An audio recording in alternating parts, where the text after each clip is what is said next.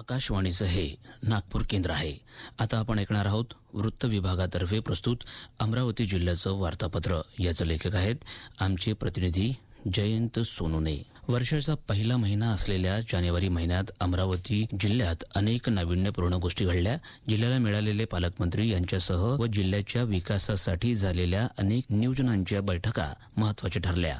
महसूल प्रशासन हा राज्य शासनाचा चेहरा आहे. विविध विकास कामे राबवण्यासोबतच नागरिकांना दैनंदिन जीवनात आवश्यक असणारी कामे महसूल विभागाकडून केली जातात. त्यामुळे सर्वसामान्य नागरिकांचं जीवन सुखकर होईल असं पारदर्शक प्रशासन राबवावे असे आवाहन पालकमंत्री चंद्रशेखर बावनकुळे यांनी केले. जिल्हाधिकारी कार्यालयात विभागीय आढावा घेण्यात आला, त्यावेळी ते बोलत होते. महसूल प्रशासनाकडे असलेले गौण खनिज वसुली, अर्थन्यायिक प्रकरण, महाराजस्व अभियानात येणारे उपक्रम, प्रलंबित केसेस यामध्ये 3 महिन्यात लक्षणीय सुधारणा करण्यात यावी अशा सूचनाही त्यांनी यावेळी दिल्या. मुख्यमंत्री सौर कृषी वाहिनी योजना 2.0 योजनेत शेतकऱ्यांना दिवसा वीज मिळणार आहे. या योजनेअंतर्गत अमरावती जिल्ह्यात 41 उपकेंद्रांसाठी 184 मेगावॅट सौर ऊर्जा प्रकल्पाचे 7 ठिकाणी काम सुरू झाली आहेत. उर्वरित कामे तातडीने सुरू होणार आहे. शासनाच्या महत्वाकांक्षी योजनेला जिल्ह्यात गती देण्यात येणार आहे अशी माहिती जिल्हाधिकारी सौरभ कटियार यांनी दिली. जिल्हाधिकारी कार्यालयात जिल्हाधिकारी यांच्याकडून मुख्यमंत्री सौर कृषी वाहिनी योजनेचा सविस्तर आढावा घेण्यात आला. चिखलदरा तालुक्यातील वृद्धेला जादूटोण्याच्या संशयातून झालेल्या मारहाणी प्रकरणी जिल्हाधिकारी सौरभ कटियार यांनी भेट दिली.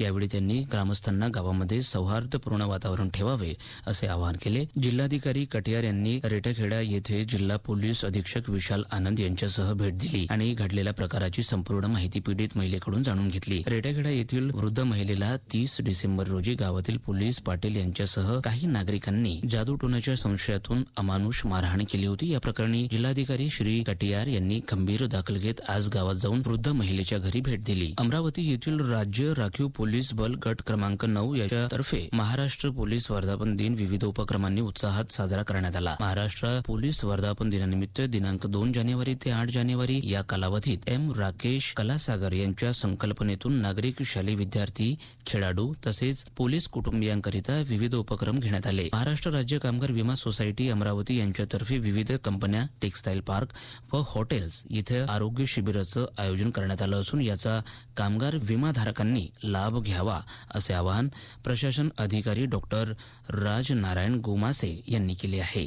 शासनाने घोषित केलेल्या 100 दिवस कार्यक्रमांतर्गत campaigning for the TB elimination कार्यक्रम सुद्धा राबवण्यात येणार आहे. भारतीय संविधानाने सर्व नागरिकांना घटनात्मक अधिकार दिले आहे. संविधान प्रत्येक भारतीयासाठी महत्वाचे आहे, त्यामुळे संविधानाचे प्रत्येकाने वाचन करावे असे आवाहन उद्योग, उच्च तंत्र शिक्षण, आदिवासी विकास, पर्यटन, मृदा व जलसंधारण राज्यमंत्री इंद्रनील नाईक यांनी केले आहे. जवाहरलाल नेहरू स्टेडियम इथं 76वा भारतीय प्रजासत्ताक दिन उत्साहात साजरा करण्यात आला. सुरुवातीला ध्वजवंदनानंतर श्री नाईक यांनी परेडचे निरीक्षण केले. सामाजिक न्याय विभागातर्फे संविधानाची प्रत आणि उद्देशिकेची भेट त्यांना देण्यात आली. लेखा व कोषागारे संचालनालयाद्वारे 2 दिवसीय विभागीय कला व क्रीडा स्पर्धा 2025 चे आयोजन वाशिम इथं करण्यात आले होते. या स्पर्धेत विभागातील अकोला, अमरावती, यवतमाळ, वाशिम व बुलढाणा या 5 जिल्ह्यातील अधिकारी, कर्मचारी स्पर्धकांनी सहभाग घेतला होता. या विभागस्तरीय स्पर्धांमध्ये अमरावती जिल्ह्याने विशेष कामगिरीची नोंद करत कला व क्रीडा स्पर्धा 2025 चे सर्वसाधारण विजेतेपद पटकावले असून सर्वसाधारण उपविजेता वाशिम संघ ठरला. अमरावती जिल्हा कौशल्य व उद्योजकता विभागातर्फे ड्रोन हाताळण्याचे प्रशिक्षण देण्यात येणार आहे.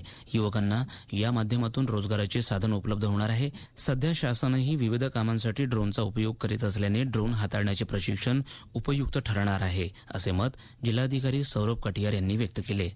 भातकुली इथं स्वराज फाउंडेशनच्या वतीनं ड्रोन प्रशिक्षण कार्यक्रम घेण्यात आला, त्यावेळी ते बोलत होते. बालवैज्ञानिक विज्ञान प्रदर्शनीच्या माध्यमातून संशोधन आणि प्रगतिशीलता दिसून येत आहे. या बालवैज्ञानिकांना प्रोत्साहन देण्यासाठी प्रदर्शनीमधील सर्वोत्कृष्ट उपक्रमांना देण्यात येणारी रक्कम वाढवण्यात येणार आहे अशी माहिती शालेय शिक्षण राज्यमंत्री डॉक्टर पंकज भोयर यांनी दिली.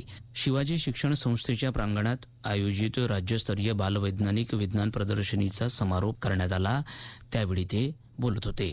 आताच आपण ऐकलात वृत्त विभागातर्फे प्रस्तुत अमरावती जिल्ह्याचं वार्तापत्र. याचे लेखक होते आमचे प्रतिनिधी जयंत सोनोने.